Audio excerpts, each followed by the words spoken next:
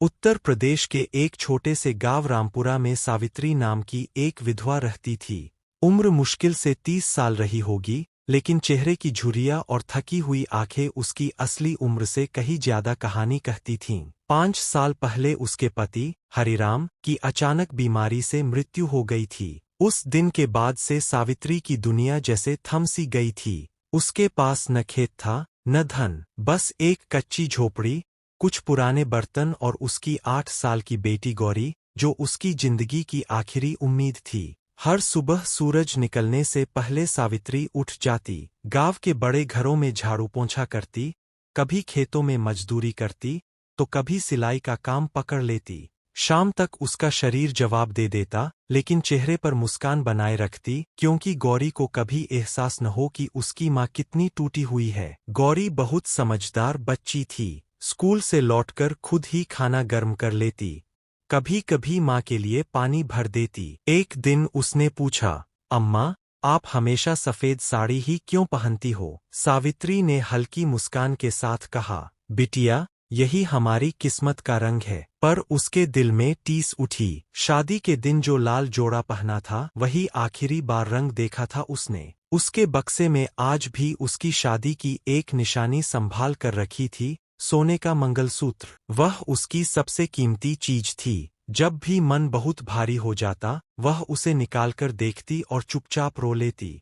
सर्दियों की एक ठंडी रात थी, तेज हवा चल रही थी। गौरी को तेज बुखार हो गया, उसका बदन तप रहा था। सावित्री घबरा गई। उसने घरेलू नुस्खे आजमाए, पर बुखार कम नहीं हुआ। सुबह होते ही वह गौरी को लेकर गांव के डॉक्टर के पास पहुंची। डॉक्टर ने दवा लिखी और कहा, जल्दी इलाज नहीं कराया तो हालत बिगड़ सकती है। दवा के लिए कम से कम 10,000 रुपए चाहिए थे। सावित्री के पास सिर्फ 2,000 थे। उसकी आंखों के सामने अंधेरा छा गया। गांव में मोहनलाल नाम का सुनार था। उसकी दुकान मुख्य चौराहे पर थी। लोग कहते थे कि उसका हाथ सोने को भी और चमका देता है, लेकिन उसके बारे में यह भी मशहूर था कि वह लालची है। सावित्री कांपते कदमों से दुकान पर पहुंची।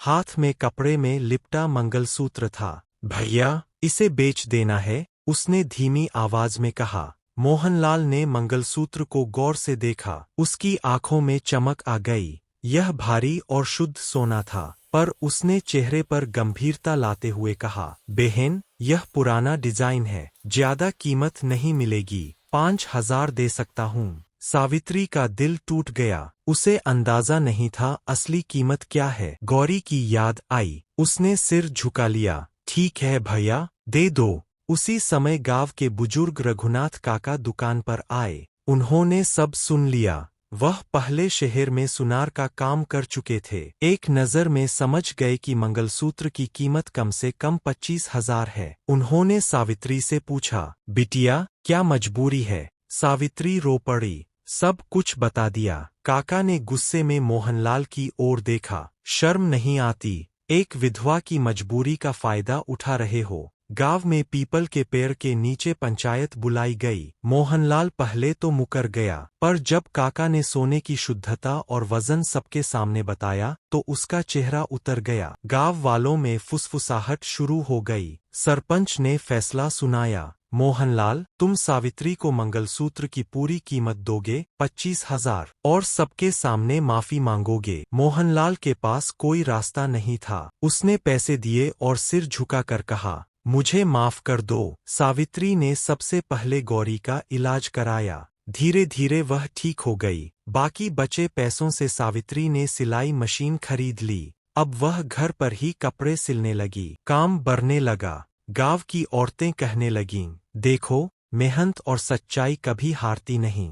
मोहनलाल को अपनी गलती का एहसास हो चुका था। उसकी दुकान पर अब लोग कम आने लगे थे। एक दिन वह खुद सावित्री के घर गया। बहन, मैं सच में शर्मिंदा हूँ। अगर कभी मदद चाहिए तो बताना। सावित्री ने शांत स्वर में कहा, गलती मान लेना ही सबसे बड़ी सजा है। बस आगे से किसी की मजबूरी का फायदा मत उठाना। कुछ साल बाद गौरी पर लिखकर नर्स बन गई। सावित्री के घर में अब खुशहाली थी। वह अक्सर अपनी बेटी से कहती, बेटी, जीवन में कितनी भी कठिनाई आए, पर कभी गलत रास्ता मत चुनना। गाँव वाले आज भी उस घटना को याद करते हैं। कहानी की सीख। लालच इंसान को अंधा कर देता है, पर सच्चाई और इंसानियत हमेशा जीतती है। अगर आपको यह कहानी पसंद आई हो तो वीडियो को लाइक करें, चैनल को सब्सक्राइब करें और इस कहानी को अपने दोस्तों के साथ जरूर शेयर करें। धन्यवाद।